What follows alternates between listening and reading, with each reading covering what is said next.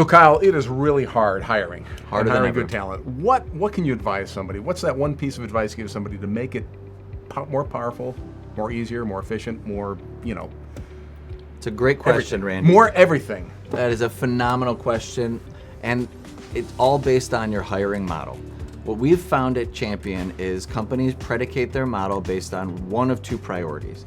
Either a skill-based fit, that this person checks all the boxes matching a job description and they have the skill profile to do an excellent job at this, which is an okay model. On the flip side, we also see a lot of cultural-based hiring, or what I like to call vibe-based hiring.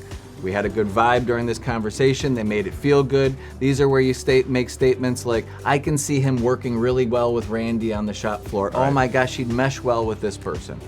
Also, not a bad hiring model, but what we've found is both of these models present bias and they eliminate a lot of highly qualified and capable people from your organization.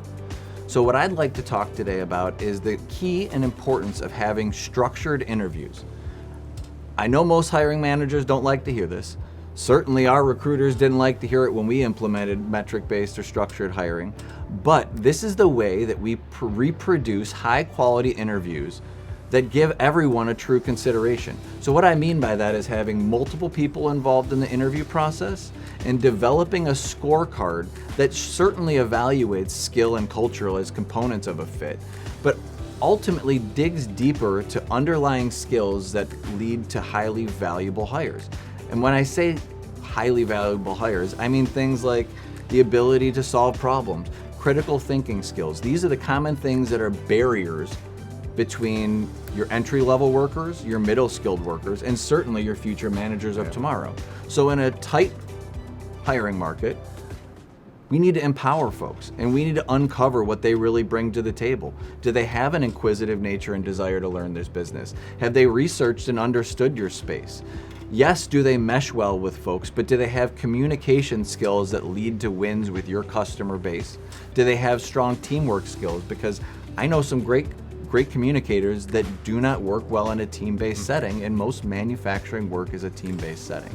And you will be amazed when you deploy this at the consistency of the results you get from interviews, the insights you uncover that don't jump off a page on a resume, while still delivering highly skilled individuals that make a difference on your shop floor and drive an ROI to your overall business. That's great. Can I ask that scorecard you're talking about? Now, is that something you guys have developed, or is that something that's customized depending on the client you're working for? I highly recommend customizing it to your workforce. That's something Champion will help you with. We'll help you define what those metrics look like. We'll base them off of a guided interview, so you have 10, 15, 20 questions that you ask every single candidate that uncovers, are they a good fit or not a good fit? And these questions might uncover if someone is overqualified for the position.